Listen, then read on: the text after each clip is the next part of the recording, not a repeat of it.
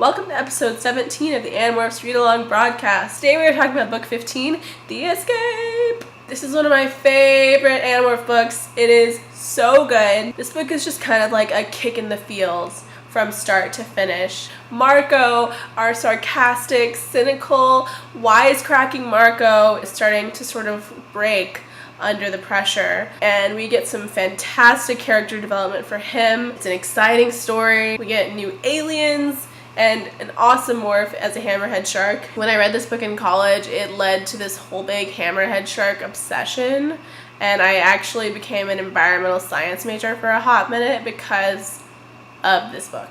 Eric Chi runs into them and he tells Marco, "Your mother is back on Earth. There's a big project out on this island and your mother's heading it up." This is huge news for Marco, and like we've talked about before, Marco is kind of this unflappable guy. He's the comedian, he's cool and calm and collected, but the one thing that he's super serious about is his family. So the fact that his mother is back on Earth is messing with his head in some serious ways. One of the big things in this book is that Marco does not want everyone else to find out that his mom is Visser 1. Marco says, "It doesn't help me to have people pitying me. I don't like pity. Pity makes you feel small and weak. I'd rather have someone hate me than pity me." He feels like if the gang finds out about his mom, it's kind of a threat to the identity that he has within the group, the role that he plays. You know, he is the comedian. He doesn't want people to be nice to him or to feel sorry for him. He wants to be Marco. Marco sort of lays out his philosophy for life, and this is something that really impacted me when I was a kid reading these books. He says, "I'm a joker, I'm a comedian. That's how I deal with life. See, I've always believed that to some extent you get to decide for yourself what your life will be like.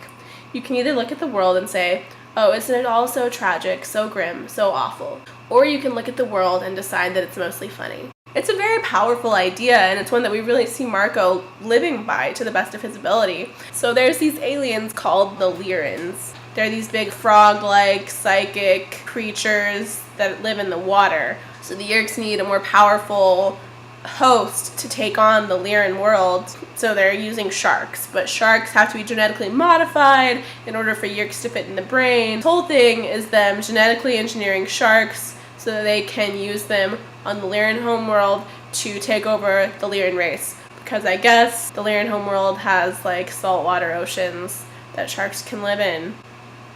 So the gang has to get a hammerhead shark morph for this book, and that's super cool because hammerhead sharks are totally cool, and the process by which they acquire the shark is totally cool. They go to this aquarium late at night, and they're all like, how in the heck are we gonna acquire a shark? But then because of complications, they end up basically like destroying the whole aquarium tank and like flooding the facility and just like getting caught in the water with the shark. I mean, it was pretty awesome stuff.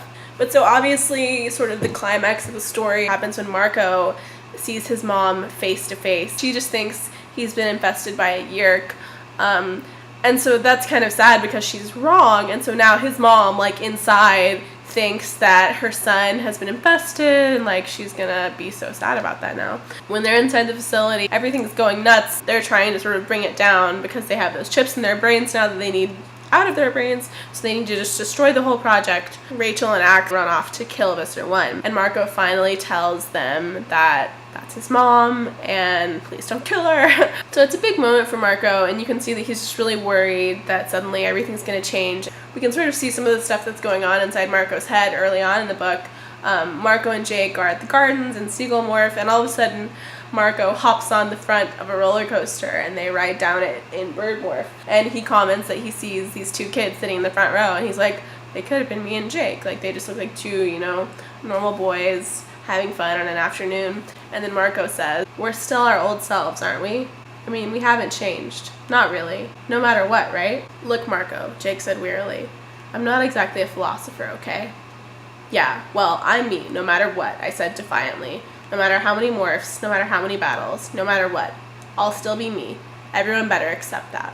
The Animorphs are changing, and this war is starting to take a toll, and we can sort of see Marco doing something normal, like riding a roller coaster and feeling in touch with his old normal life, and he's like, we're still us, we're not gonna change, nothing's gonna change us. That's what this book is about for Marco. It's about not letting all of this craziness, all of this sadness, all of this tragedy affect his outlook on life and affect who he is in the group. And at the end, he says, "See, it was my mom who taught me that the world was funny." So Marco's making an active choice, even in the hard times, to stick with his philosophy. The world is either a comedy or a tragedy, and you have to choose, and he is choosing to laugh through life. The funniest moment in this entire book is when Tobias is acquiring a dolphin morph at the garden, and right before he does it, Cassie goes, "Is this stupid?" And then like all hell breaks loose, and Tobias ends up stuck to the dolphin and being taken in and out of the water. So friggin' funny. So those are all my thoughts about Animorphs number 15, The Escape. The next book is book number 16, The Warning. If you want to keep up with this read along, subscribe to this channel or follow me on Twitter, and I will see you on Monday.